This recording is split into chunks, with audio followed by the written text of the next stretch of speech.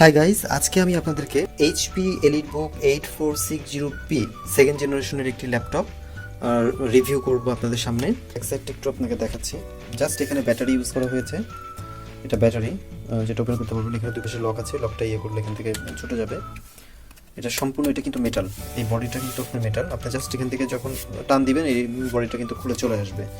এখানে সম্পূর্ণ এটা মেটাল ইউজ করা হয়েছে। প্লাস আপনি যদি এদিকে দেখেন, এখানে দেখেন, এখান থেকে আপনার জাস্ট হিটটাকে বের করার জন্য এখান থেকে আপনার ফ্যান চলে হিটটাকে বের করে দেয় এখান থেকে। এখানে হচ্ছে আপনার ইউজ করা হয়েছে শাটা পোর্ট আর দুইটা এখানে ইউএসবি দেখতেই পাচ্ছেন। এখানে একটা ইউএসবি পোর্ট, এখানে একটা ইউএসবি পোর্ট আপনি ইউজ করতে পারছেন চাইলে। হেডফোন লাগিয়ে কথা বলতে পারবেন। আর এখানে হচ্ছে আপনার ইয়ারফোনের জন্য জাস্ট আপনি এখানে জ্যাক লাগিয়ে কিন্তু আপনি পার্সোনালভাবে গান কিংবা যে কোনো সাউন্ড বা শুনতে পারছেন। প্লাস আমি যদি এটাকে ঠিক এই পাশটা দেখাই, এই পাশে দেখুন, এই পাশেও কিন্তু এইটা হচ্ছে পাওয়ারের জন্য পয়েন্ট করে দেওয়া হয়েছে, একটা পাওয়ার পয়েন্ট। এখানে আপনি চার্জিং ব্যবস্থাটা চার্জ দিতে পারবেন। প্লাস এখানে আরেকটা পোর্ট আছে। এখানে হচ্ছে ইউএসবি, দেখেন এখানে দুইটা ইউএসবি ইউজ করা হয়েছে। তো এই যে একটা ইউএসবি, এই একটা ইউএসবি।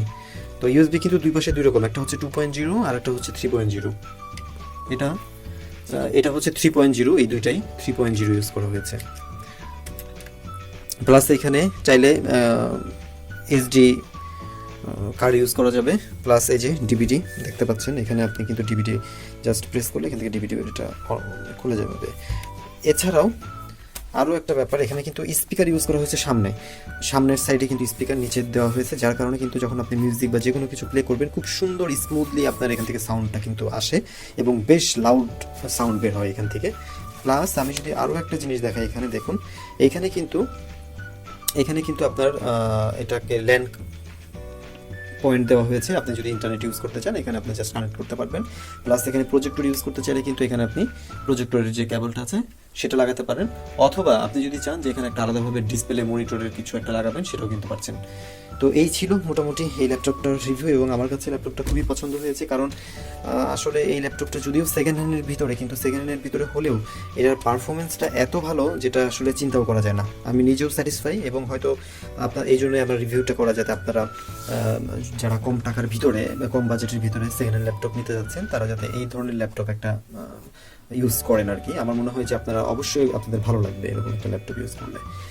আর আমি আপনাদেরকে আরও কিছু দেখাচ্ছি। এখানে দেখুন কত দ্রুত একটা উইন্ডোজ 10-এর সেটআপ দেওয়া ল্যাপটপটা অন হয়ে গেল।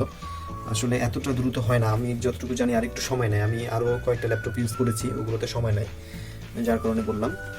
তো প্লাস এখানে দেখুন, আমি আপনাদেরকে আগেই বলেছি যে এখানে একটা লাইট আছে, জাস্ট এখানে প্রেস করলে লাইটটা দেখুন, এখানে এই যে লাইটটা, এইটা দিয়ে কিন্তু সম্পূর্ণ আলোটা এদিকে চলে আসবে, এসে চলে আসবে। আপনি কিবোর্ডের উপরে লাইটটা পড়বে, সুন্দর হালকা আলোতে আপনি অনেক কিছু কাজ করতে পারবেন। জাস্ট আবার এখানে প্রেস করলে এই যে বন্ধ হয়ে গেল।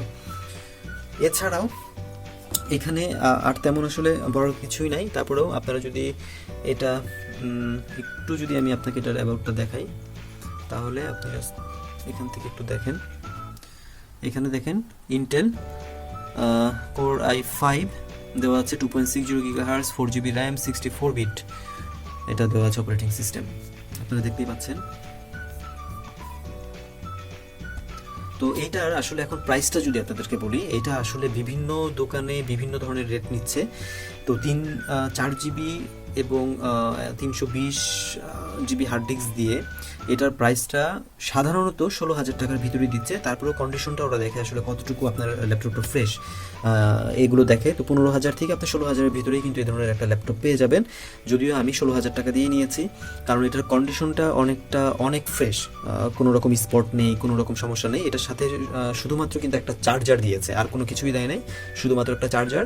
আর আরেকটা জিনিস আপনাদেরকে বলে রাখছি, যেটার ব্যাটারি ব্যাকআপটা কিন্তু আমাকে বলা হয়েছিল যে 3 hours প্লাস, বাট আমি 3 hours প্লাস না, আমি 4 hours প্লাস কিন্তু পাচ্ছি।